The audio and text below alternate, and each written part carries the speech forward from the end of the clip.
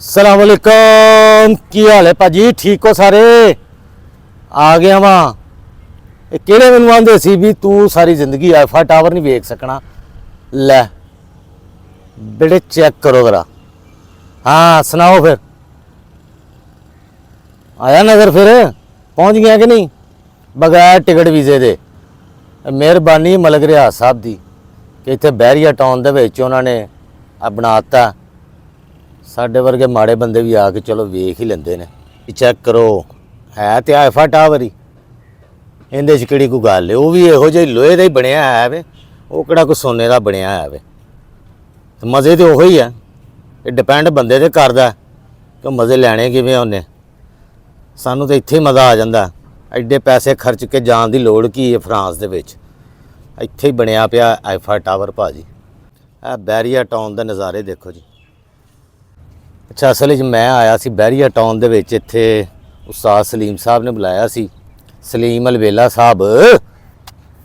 ਤੇ ਜ਼ਾਹਿਰ ਉਸਤਾਦ ਆਦਮੀ ਨੇ ਯਾਰ।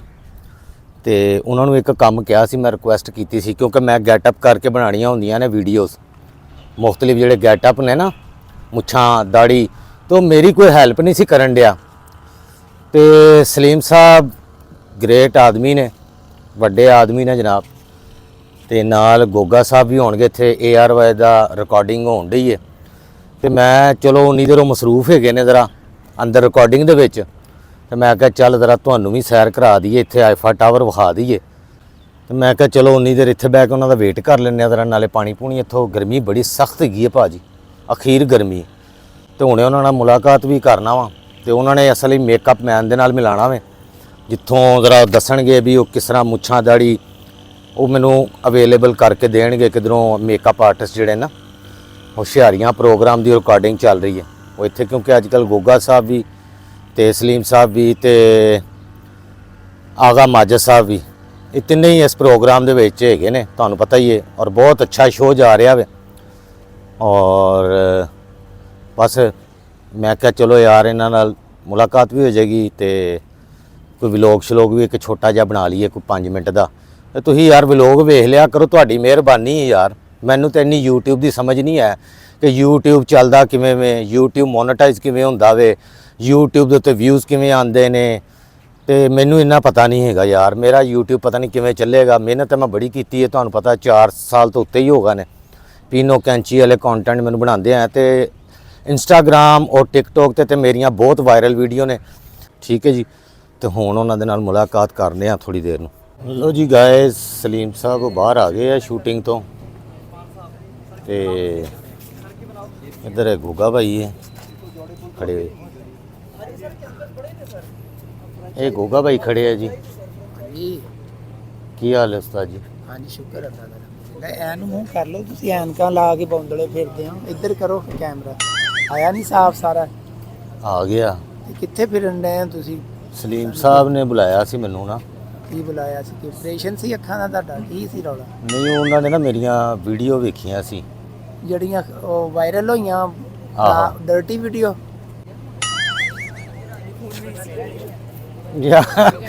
लो जी गाइस, सलीम साहब आ गए हैं माशाल्लाह जी। तो इन्होंने मैंने बुलाया सी, उस्ताद जी तुसी मेरिया वीडियो देखियां, कैसा लगा मेरा काम? काम तो तेरा माशाल्लाह कख भी नहीं है। तो यार तू अच्छा बेहतरीन कॉमेडियन है, तेरा फीमेल का करैक्टर बड़ा अच्छा है। तो विच विच तू की खच्चा मार रहे हैं? नहीं कोई कुछ मतलब कोई लफाज हाँ, कोई तेरे वास्ते? हाँ जी। मेरे को वो लफ्ज़ है ही नहीं है, यकीन कर। चलो उस्ताद जी, सही जब है ही नहीं तो मैं की कमा? उस्ताद मैं ने घर जो चलना उस्तादा वा, ने मैं कहता देना गड्डी च कोई 4 लफ्ज़ पे हुण मैं तुहाडे लई बोल देना। गाइस, सलीम साहब ये साडे उस्ताद ने। ते इन्हां दे कोलों समझ लो कि कुछ लैण ही आए हैं। तो उस्ताद जी कुछ दे दिओ। नहीं बड़ा अच्छा आर्टिस्ट है जी। इन्हां दी वीडियो नूं तुसीं इहदे चैनल नूं सबसक्राइब करो, लाइक करो, शेयर करो। एक नवीं चीज़, यूनीक चीज़ तुहाडे सामने पेश करदा है जदों भी। ते थैंक यू इस तुहाडा। तरह ही जुड़े रहो अपने फैमिली नाल, अपने लोगों नाल। लो जी, बहुत शुक्रिया तुहाडा भी और सलीम साहब का भी सर। थैंक यू जी। लो जी गाइस, मैं आ चुकिया जी वापस सलीम साहब नाल मिल के। तो बहुत ही अच्छे इंसान ने, तुसी भी देख लिया उन्होंने।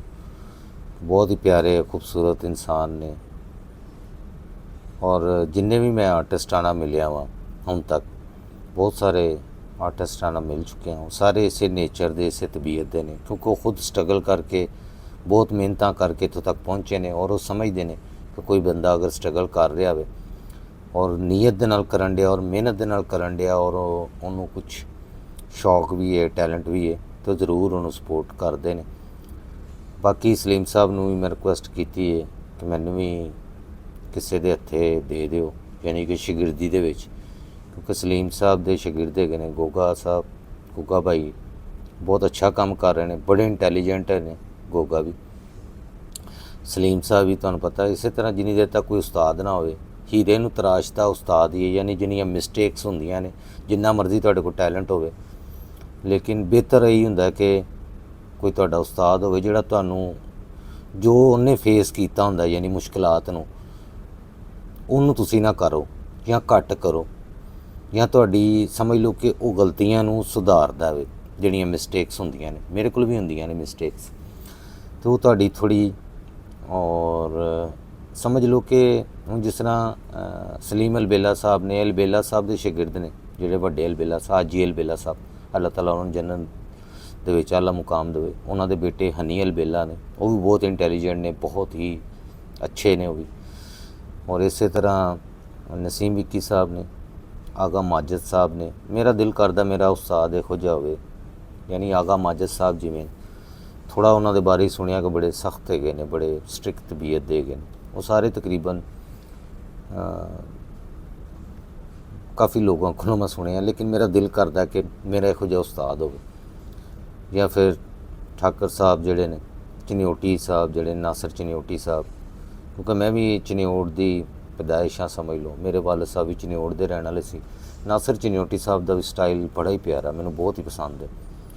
और सुहेल अहमद साहब बड़े लोग ने, खैर उन्होंने कोल तो इन्ना टाइम भी नहीं होएगा कि मैनू वो शगिरदी च लैन, क्योंकि मैं आर्ट का काम जो सीखा वो भी आप ही सीखा, कोई मेरा उस्ताद नहीं। मैं कैलीग्राफी करना वा, पेंटिंग्स वगैरह बनाना, बड़े लोगों को तरले किए भी मैंने सिखा दो, कोई नहीं सिखाता, किसी को इन्ना टाइम ही नहीं होंदा। ज़ाहिर है हर बंदे की अपनी ज़िंदगी मसरूफ होंदी है, और शागिर्दी दे विच किसी नूं लैण दा यह मतलब हुंदा कि तुहाडी जिम्मेदारी उन्हें चुक लई। जिस तरह एक टीचर हुंदा, उनके सिर ते उस्ताद के सिर ते जिम्मेदारी हुंदी है कि बच्चे अगर फेल होण तो उस्ताद का नाम खराब हो जाता, ठीक है। इस तरह जिहड़े इस काम दे विच या किसी भी काम दे विच कोई उस्ताद हुंदा ना, उन्होंने यह फिक्र हुंदी कि मेरे को जिहड़ा शागिर्द है वह लायक होवे, फिर नाले शागिर्द दी मिसटेक्स जिहड़ियां हुंदियां ने उन्होंने ठीक करना, फिर उन्होंने थोड़ा सपोर्ट भी करना, फिर समझ लो एक बच्चा गोद लैण वाली सब, क्योंकि उस्ताद जिहड़ा हुंदा भी तुहाडे प्योआं बजा हुंदा, रूहानी बाप हुंदा। जिवें जवाद वसीम साहब ने, अल्लाह ताला उन्होंने सेहत तंदरुस्ती वाली ज़िंदगी देवे, बहुत अच्छे इंसान ने, मेरे नाल मुलाकात भी हो चुकी है, मेरे नाल फोन ते उन्हां नाल गल भी हुंदी रहिंदी मैसेज के थ्रू, और रिप्लाई करते हैं। जिस तरह सलीम साहब ने इस तरह बड़ा प्यार करते हैं। वो चनियोटी साहब के, नासिर चनियोटी साहब के उस्ताद ने, और उन्होंने अब्बू जी कहते हैं। तुसीं उन्हां दे शायद प्रोग्राम भी कई सुने होणगे नासिर चनियोटी साहब के, उन्हां दे उस्ताद वो ने, जिवें सलीम अलबेला साहब के अलबेला साहब ने।